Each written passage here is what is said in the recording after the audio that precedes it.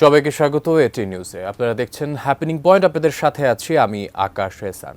দর্শক, ঠিক এই সময় আমরা প্রতিদিন হাজির হয়ে যাই হ্যাপেনিং পয়েন্টে। আমাদের সাথে উপস্থিত থাকেন একজন অতিথি। আমরা আলোচনা করি বিভিন্ন বিষয় নিয়ে এবং সেই আলোচনার মাধ্যমে হয়তোবা সমাধান বা সুদূর প্রসারী চিন্তাভাবনা করে থাকি। তার সাথে যুক্ত হন আপনারা আমাদের সাথে যুক্ত আছেন। আজকে আমাদের সাথে স্টুডিওতে এসেছেন এবং যুক্ত হয়েছেন মেজর জেনারেল অবসরপ্রাপ্ত ডক্টর মনিরুল ইসলাম আখন্দ, আন্তর্জাতিক ও নিরাপত্তা বিশ্লেষক। স্যার, আপনাকে স্বাগত জানাচ্ছি এটিএন স্টুডিওতে। অনেক ধন্যবাদ। দর্শক, যেটা বলছিলাম, আমরা প্রতিদিন হাজির হয়ে যাই ঠিক এই সময় একটি নতুন বিষয় নিয়ে। আমাদের আজকের বিষয় পার্বত্য শান্তি চুক্তির ২৭ বছর। দর্শক, আমরা জানি ১৯৯৭ সালের ২রা ডিসেম্বর একটি চুক্তি স্বাক্ষরিত হয় পার্বত্য অঞ্চলে এবং তা নিয়ে নানা জল্পনা কল্পনা আছে পার্বত্য অঞ্চলবাসীর, কিন্তু এখনও তাদের দাবি দেওয়ার অনেকাংশেই পূরণ হয়নি বলে তাদের কাছ থেকে জানা যায়। সেই শান্তি চুক্তির বিষয় এবং কেন পূরণ হয়নি এবং তাদের দাবি দেওয়াগুলো কি এবং এর ভবিষ্যৎ পরিকল্পনা এবং বর্তমান সরকার যারা আছেন তারা কিভাবে চিন্তা করছেন এই শান্তি চুক্তির ব্যাপারে, এই বিষয়গুলো নিয়ে আমরা আলোচনা করব আমাদের আজকে স্টুডিওতে আগত অতিথির সাথে। আমি চলে যাচ্ছি মনিরুল ইসলাম আখন্দের কাছে। স্যার, আপনাকে আবারও স্বাগত জানিয়ে আমি আসলে শুরু করতে চাচ্ছি পার্বত্য শান্তি চুক্তি। পার্বত্য অঞ্চলের এই মানুষরা আসলে কি নিয়ে শান্তি চায়, তাদের দাবি দেওয়াগুলো কি? বিসমিল্লাহির রহমানির রহিম। এটিএন নিউজ, অনেক ধন্যবাদ। আমার মনে হয় এটাই আমার প্রথম আগমন এটিএন নিউজে। আমি সব টক শোতেই বলি, আমি দীর্ঘদিন সেনাবাহিনীতে চাকরি করেছি এবং আমি একজন ইনফ্যান্ট্রি অফিসার হিসাবে আমাদের বারবার পার্বত্য চট্টগ্রামে যেতে হয়েছে। শান্তি চুক্তির আগেও আমিও একাধিকবার গিয়েছি, শান্তি চুক্তির পরেও গিয়েছি। ইনফ্যাক্ট সেনাবাহিনীর সব সদস্যদেরই কোনো না কোনো পিরিয়ডের জন্য হিল ট্র্যাক্সে যেতে হয় এবং চিটাগং হিল ট্র্যাক্স আমাদের সেনাবাহিনীর সদস্যদের জন্য একটা ভালোবাসার জায়গা, একটা স্মৃতির জায়গা। কত মধুর স্মৃতি পার্বত্য চট্টগ্রামে, কত কঠিন স্মৃতি। Memory of losing soldier beside me, memory of losing members from malaria, অনেক স্মৃতি আমার মনের মধ্যে আসে। এটাকে ভালোবাসার জায়গা। আপনি যেটা বললেন, 97-এ এই শান্তি চুক্তিটা স্বাক্ষরিত হয় এবং এই শান্তি চুক্তিতে আমি অনেকবার এটা পড়েছি এবং পার্বত্য চট্টগ্রাম সম্পর্কে কথা বলতে আমি অনেক পছন্দ করি এবং আমি মনে করি যে আমাদের যে অভিজ্ঞতাটা আছে এই অভিজ্ঞতাটা দেশবাসীর জানা দরকার। বিশেষ করে আপনাদের জেনারেশন, ইয়াং জেনারেশন অনেকেই জানে না আমরা কি করেছি পার্বত্য চট্টগ্রামে, কি হয়েছিল, কি পরিস্থিতি ইত্যাদি ইত্যাদি। আমরা একটা খণ্ডচিত্রের উপর ভিত্তি করে আমরা সিদ্ধান্তে পৌঁছি, যেটা অনেক ক্ষেত্রে ভুল হয়। সো এই শান্তি চুক্তিটাতে মোট 4টা সেকশনে 72টা ধারা ছিল এবং 98টা উপধারা ছিল এবং সরকারি ভাষ্যমতে এখন পর্যন্ত 86টা উপধারা বাস্তবায়িত হয়েছে সম্পূর্ণভাবে। 86 আউট অফ 98, মানে অ্যাবাউট 89-90% অলরেডি ডান। 4টা আংশিক বাস্তবায়িত হয়েছে এবং 8টা এখনও প্রক্রিয়া চলমান আছে। এবং 97 2 ডিসেম্বর শান্টু লার্মা পাহাড়ি উপজাতিদের পক্ষে এটা চুক্তি করে এবং পাহাড়িদের প্রতি, শান্তি বাহিনী এবং অন্যান্য দলগুলোর প্রতি আমাদের একটাই কন্ডিশন ছিল, একটাই ধারা ছিল যে তোমরা সকল অস্ত্র সমর্পণ করবে এবং তোমরা সকল অস্ত্র সমর্পণ করবে, আমরা 98 উপধারা তোমাদের জন্য বাস্তবায়িত করে দেব। আমরা 86 করেছি, তারা কিন্তু এই একটা শর্ত পূরণ করে। এখনো একটা বিপুল সংখ্যক অস্ত্র এখনো পার্বত্য চট্টগ্রামে আছে এবং কেন তারা এটা সমর্পণ করেনি, কেন রেখে দিয়েছে? চাঁদাবাজি করার জন্য। এবং আমরা হিসাব করে দেখেছি যে বছরে হিসাব মতে 500 কোটি টাকা তারা প্রতি বছর এখান থেকে চাঁদা আদায় করে এবং কারা টার্গেট? উপজাতীয়রা টার্গেট, বাঙালিরা টার্গেট, ব্যবসায়ীরা টার্গেট, যেই ওখানে যাবে সেই এটা টার্গেট। এবং নিজেরা শান্তি চাচ্ছে কিন্তু তারা নিজেরাই অশান্ত করে রেখেছে বলা যাচ্ছে। এবং অ্যাকচুয়াল অ্যামাউন্টটা আমার ধারণা অনেক বেশি হবে, 1000 কোটি টাকা। এবং এই টাকাটা তাদের জীবনযাপনের বাইরেও তারা আরও অস্ত্র কেনা এবং সন্ত্রাসীর পিছনে তারা খরচ করছে। এখন শান্তি চুক্তি বাস্তবায়িত হয় নাই সেটা ঠিক না, it is in the process. তবে অনেকে বলে যে এই শান্তি চুক্তিটার প্রেসক্রিপশন আসছিল আমাদের প্রতিবেশী দেশ থেকে। আমি জানি না কতটুকু সত্য, বাট যেসব ধারাগুলো এখনো বাস্তবায়িত হয়নি অথবা চলমান আছে, দেয়ার আর সাম প্রবলেমস ইন দিস ধারা। এবং আমি মনে করি এখন this is the right time এবং এটা আমাদেরকে সবাইকেই বুঝতে হবে যে পার্বত্য চট্টগ্রামের সমস্যা কিন্তু সেনাবাহিনীর সমস্যা না, it is a problem of our country এবং এটা একদম টপ হেড থেকে this has to B addressed এবং যেখানে আমাদের সকল মূলধারা রাজনীতি দলগুলোকে সম্পৃক্ত রাখতে হবে, আঞ্চলিক যতগুলো দল আছে তাদেরকে সম্পৃক্ত রাখতে হবে, ধর্মীয় প্রতিনিধি রাখতে হবে, মানুষের জনপ্রতিনিধি রাখতে হবে, সবার সাথে আলোচনা সাপেক্ষে definitely we can find out a solution. এবং এই চুক্তিতে যেই ধারাগুলো আমাদের দেশের স্বার্থের সার্বভৌমত্বের বিরুদ্ধে যায় সেগুলো অ্যামেন্ডমেন্ট করা হবে, সেগুলো কারেক্ট করা হবে।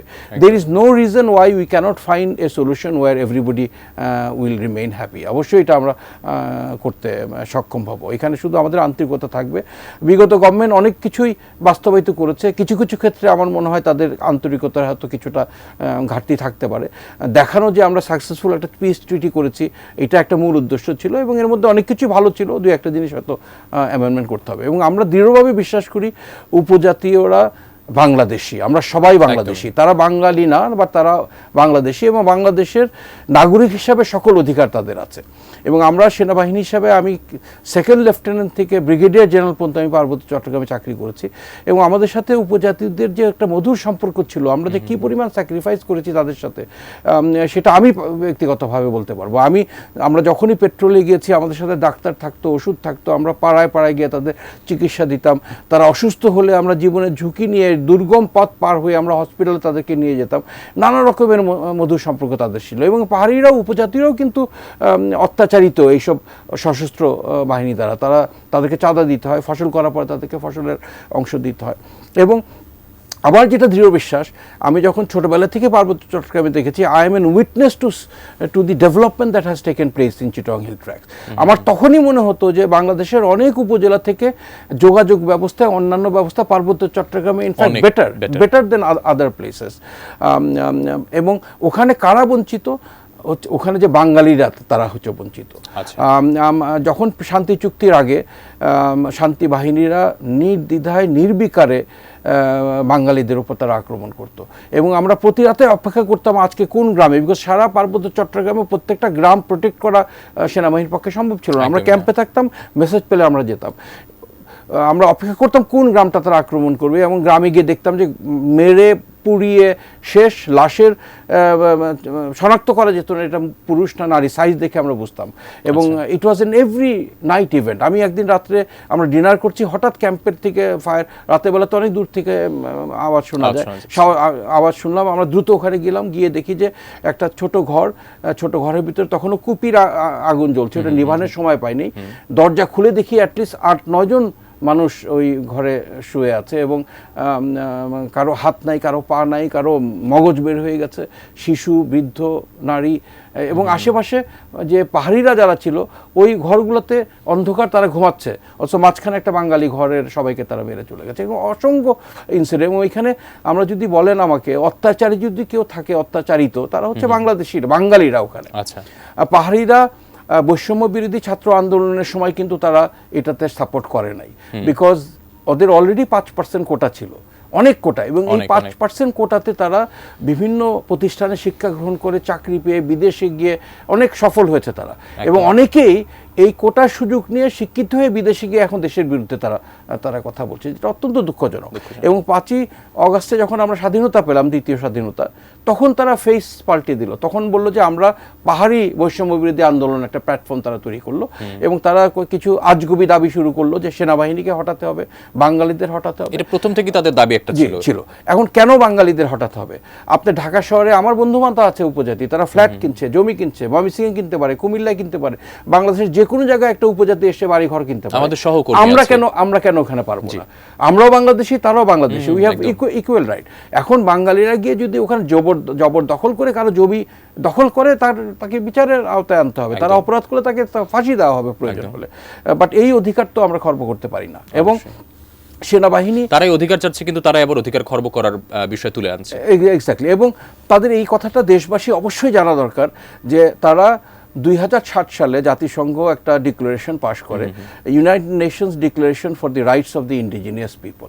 এবং এই ডিক্লারেশনে বলা হয় যারা আদিবাসী তাদের টেরিটোরিয়াল রাইট থাকবে, ভূমির উপর তাদের একচ্ছত্র আধিপত্য থাকবে, ওখানে সামরিক কোনো অভিযান করা যাবে না, ইত্যাদি ইত্যাদি। এবং আদিবাসীর সংজ্ঞা দেওয়া হয় এবং এখানে বলা হয় আদিবাসী তারাই যারা অনন্তকাল, আদিকাল থেকে এক স্থানে তারা বসবাস করে আসছে। বাংলাদেশের একমাত্র আদিবাসী। এই বিষয়টা নিয়ে আপনার দারুণ অভিজ্ঞতা আছে, আমি বুঝতে পেরেছি আপনি ওইখানে অনেকদিন ধরে কাজ করছিলেন। এই বিষয়ে আমরা ফিরে আসছি একটি বিরতির পর। ওকে। দর্শক, আপনারা দেখছেন হ্যাপেনিং পয়েন্ট। আমরা আলোচনা করছিলাম পার্বত্য শান্তি চুক্তির 27 বছর নিয়ে। আমরা আলোচনা আবারও ফিরে আসবো, একটি বিরতি নিচ্ছি, সাথে থাকুন।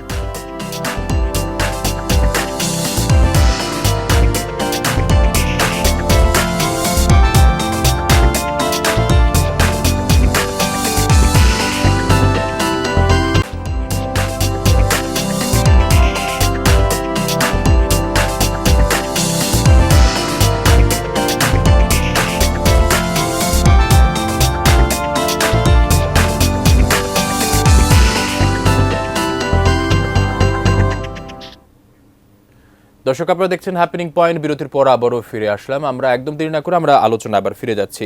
স্যার, ডক্টর মনিরুল ইসলাম আকন্দ, আপনার সাথে আমরা আলোচনা করছিলাম শান্তি চুক্তি নিয়ে। আমি একদমই ইন্টারাপ্ট না করে আপনাকে আবার আপনার আলোচনায় ফিরে যেতে চাচ্ছি। আমি আদিবাসী ব্যাপারটা নিয়ে আমি বলছিলাম।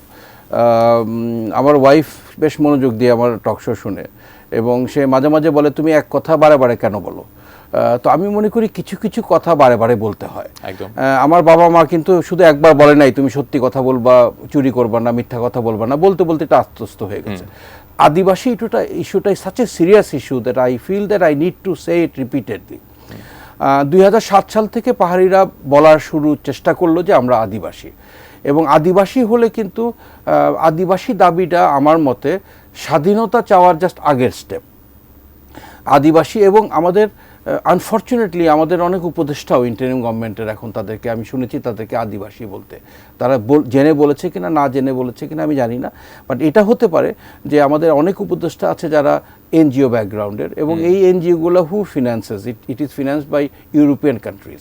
সো ইউরোপিয়ান কান্ট্রিদের এখানে একটা এজেন্ডা আছে।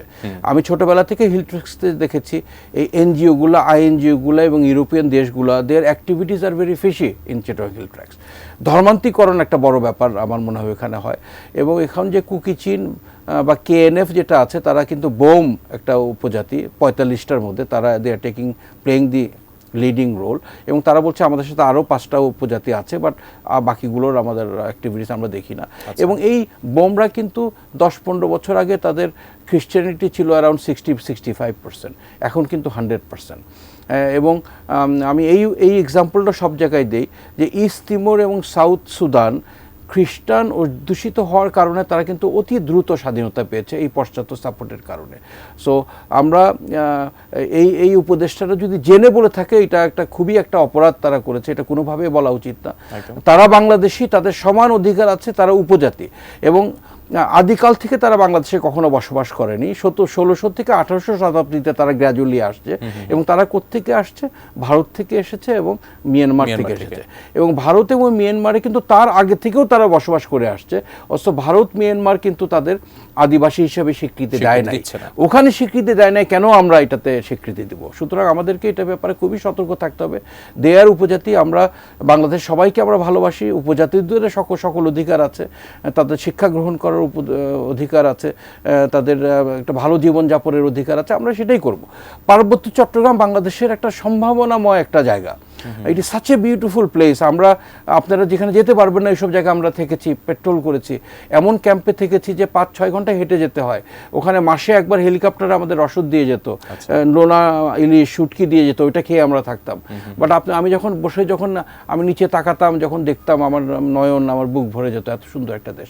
এবং ওখানে উই হ্যাভ হাইড্রো ইলেকট্রিসিটি, ওখানে আই এম শিওর মিনারেল রিসোর্সেরও ওখানে ভান্ডার আছে, আমরা যদি এক্সপ্লোর করে ওটা পাবো। এগ্রিকালচারাল দিক থেকে তো it is very prospective area, প্রচুর ফল ওখানে প্রডিউস হয়, অনেক ধরনের সবজি হয়, এটাও হতে পারে ট্যুরিস্টিক পয়েন্ট অফ ভিউ, এটা ভেরি প্রসপেক্টিভ। এই অশান্তির কারণে অনেক সময় এই ট্যুরিস্টরা যেতে পারে না। সো আমরা চাই এটার উন্নয়ন হবে, এবং যদি উন্নয়ন হয় পাশাপাশি পাহাড়িরা, উপজাতিরা উপকৃত হবে, তারা চাকরি পাবে, তারা যোগাযোগ ব্যবস্থা পাবে, একটা ইন্টারাকশন হবে। আমরা এই উন্নয়নটা চাই, এবং এটা সমাধান অবশ্যই আছে। আমাদেরকে ভূমি একটা সমাধানের পথটা স্যার যদি আমরা আসতে চাই, তার আগে একটু যদি প্রশ্ন করে, আসলে আপনি বলছিলেন যে ভারত এবং মিয়ানমারের জনগোষ্ঠীরা এখানে আছেন, তারা স্বীকৃতি দিচ্ছেন না, কিন্তু আমাদের এখানে থেকে তারা হয়তো বা অনেক ধরনের দাবি দেওয়া তুলে ধরছেন। আসলে বাইরের দেশের কি আসলে কোনো পার্শ্ববর্তী দেশদের কি কোনো পরিকল্পনা আছে এদের নিয়ে, এবং তারা কি উস্কে দিচ্ছে কোনো কারণ? আমি অনেক টকশোতে এই কথাটাও বলেছি, বারে বারে বলেছি যে পার্বত্য চট্টগ্রাম একটা খুবই সেন্সিটিভ একটা এরিয়া, এবং আমাদের প্রতিবেশীদের জন্য it is a regulatory measure. আমাদের সরকার যদি এমন কোনো সিদ্ধান্ত নেয় যাতে আমাদের প্রতিবেশীরা অসন্তুষ্ট হয়, ওই সময় দেখা যায় যে পার্বত্য চট্টগ্রামের সমস্যাটা বেড়ে যায়। So they keep it as a কিছুদিন আগে মনে হয় বিষয়টা পরিলক্ষিত করলাম। জি, এই কিছুদিন আগে যে একটু অস্থিরতা ছিল, ওই একটা বাঙালিকে তারা দুইটা বাঙালিকে মেরে ফেলে, একজন টিচার এবং মামুন নামে একজনকে। বাঙালিরা একটু প্রতিবাদ করার কারণে বাঙালি পাহাড়িদের মধ্যে একটু ক্ল্যাশ হলো, তখন সেনাবাহিনী মোতায়েন হলো। তখন কিন্তু ত্রিপুরার মুখ্যমন্ত্রী ভারতের প্রধানমন্ত্রীকে চিঠি লিখেছে যে আপনি হস্তক্ষেপ করেন, এখানে মাইনরিটির উপর অত্যাচার হচ্ছে। এটা কোনোভাবে অভিপ্রেয় না। আমাদের হাই কমিশন এগিয়ে ফ্ল্যাগ পুড়িয়ে দেওয়া, এটা কোনোভাবে, the country has the right to have this missions, এবং আমাদের মিশন মানে এটা কিন্তু বাংলাদেশের একটা অংশ। ওখানে গিয়ে ভারতীয় সদস্যরা, এবং বেশি না কিন্তু 200-300 ব্যক্তি, এবং এটা they have an agenda, they have been, এবং আমি শিওর এটা তাদের সরকারের এটা ইন্ধন ছিল। এবং ভারত বর্তমানে যেটা করছে এটা খুবই দুঃখজনক, আমাদের ভালোবাসা হারাচ্ছে, আমাদের ক্ষোভ সৃষ্টি হচ্ছে। তারা they have to control their media. তারা এত মিথ্যা অপপ্রচার করছে বাংলাদেশ সম্পর্কে। আমাদের দেশে আমি মনে করি আমাদের দেশে মাইনরিটি উপজাতিরা যতটুকু শান্তিতে আছে, যতটুকু অপরচুনিটি পায়, আপনি পুলিশ বাহিনীতে দেখেন আমাদের কতজন হিন্দু সদস্য। I have nothing against them, they have qualified, they are doing the service. আপনি কিন্তু ভারতে কিন্তু মুসলমানরা এত সুযোগ মধ্যে নাই। আমরা কি এটা নিয়ে প্রতিবাদ করি? আমরা কি কোথাও ফ্ল্যাগ পুড়িয়ে দিই? এখানে আমি মনে করি মাইনরিটির আরও বেটার আছে, প্রোটেক্টেড আছে, এবং এই ইন্টারিম সরকার এবং প্রধান উপদেষ্টা দে আর ভেরি কেয়ারফুল। আমাদের সেনাপ্রধান Wakeruzzaman, we are all very careful to protect the minorities that live in Bangladesh. But also এই সত্যটাকে, রিউমার সবসময় আংশিক খুব অল্প পরিমাণ সত্য থাকে এবং ম্যাক্সিমাম মিথ্যা থাকে, এবং তারাই অপপ্রচার চালাচ্ছে। বিশ্বে আমাদের সম্পর্কে একটা খারাপ ধারণা, এবং এই অপপ্রচার সম্পর্কে আমাদের আসলে যারা আমরা জনগণ আছি তাদের সবাই সচেতন হওয়া উচিত, এবং আমাদের সেই বিপদে পা না দেওয়া উচিত। এবং আপনাদের media, you have failed in this warfare. এখন দুইটা দেশ কখনো অস্ত্র নিয়ে যুদ্ধ করে না, তারা মিডিয়া ওয়ার করে, ইকোনমি ওয়ার করে, ওয়াটার ওয়ার করে, এবং মিডিয়া ওয়ারে I will say that our media has totally fail. আমাদের কোনো কাউন্টার ন্যারেটিভ নাই। আমাদের পার্শ্ববর্তী দেশ অপপ্রচার চালিয়ে আমাদের দুর্নাম করবে, আমাদের দেশের মান সম্মান কমাবে, অথচ আপনার এটার জন্য একটু কাউন্টার ন্যারেটিভ দিচ্ছে না, অনেক সময় তাদের পক্ষেই কথা বলছেন। এই দেশটাকে আমরা সবাই ভালোবাসি, এবং we all have to play our own role. সেনাবাহিনী যেরকম তাদের রোল পালন করবে, মিডিয়া করতে হবে, ব্যবসায়ীদের করতে হবে, সাধারণ জনগণকে করতে হবে। আমি মনে করি এখানে মিডিয়া হ্যাজ, এখন একটা স্বাধীন দেশ, you have the right to say, nobody controls what you want to say. আপনাদেরকে প্রণোদিত হয়ে আমাদের দেশের পক্ষে কথা বলতে হবে, আমাদের দেশের বিরুদ্ধে যারা কথা বলে তাদেরকে রুখে দাঁড়াতে হবে। এখানে nobody will come and tell you আপনি এটা কেন বলেন না, এটা আপনাকে ইনিশিয়েটিভ নিয়ে আমাদের করতে হবে। আমি খুবই দুঃখ পাই যে আমাদের এই মিডিয়া ওয়ারফেয়ারে উই হ্যাভ টেরিবলি ফেইলড। আমরা হয়তো আমরা গ্রামাটিক্যালি আগাই, আমরা হয়তো পার্শ্ববর্তী দেশের মতো গ্রামার ছাড়া আগাই না। আমি কিন্তু নিজে বিষয়টা তুলে আনলাম, আমরা মিডিয়ারাও চেষ্টা করছি এই বিষয়গুলো তুলে আনতে। আমরা সবাই বলছি, সবাই বলছে আমরা চেষ্টা করছি, এবং আপনার দারুণ অভিজ্ঞতা থেকে দারুণ কিছু বিষয় আসলে আমার মনে হয় তুলে আনলেন আপনি। আসলে বাস্তব চিত্র যেটা হয়তো বা অনেকেই জানতো না, আপনার মাধ্যমে এটিএন নিউজের দর্শক এবং পুরো বাংলাদেশ জানতে পারলো। অবশ্যই শান্তি আসবে, ভালোবাসা সম্প্রীতি বেড়ে যাবে, আমরা আবারও আপনাকে পাবো এই বিষয় নিয়ে বিস্তারিত আলোচনা। আমরা সুন্দর একটা বাংলাদেশ দেখতে চাই, আমরা সবাই মিলে একসাথে কাজ করবো, হাতে হাত মিলিয়ে। অসংখ্য ধন্যবাদ স্যার আমাদের স্টুডিওতে আসার জন্য। Thank you. দর্শক, আপনারা দেখছিলেন হ্যাপেনিং পয়েন্ট। আজকের আলোচনা বিষয় ছিল পার্বত্য শান্তি চুক্তির 27 বছর। আমাদের সাথে উপস্থিত ছিলেন মেজর জেনারেল অবসরপ্রাপ্ত ডক্টর মনিরুল ইসলাম আকন, আন্তর্জাতিক ও নিরাপত্তা বিশ্লেষক। আজকে এই পর্যন্তই, কালকে আবার দেখা হবে ঠিক নতুন বিষয় নিয়ে, নতুন কোনো অতিথির সাথে। ধন্যবাদ সাথে থাকার জন্য।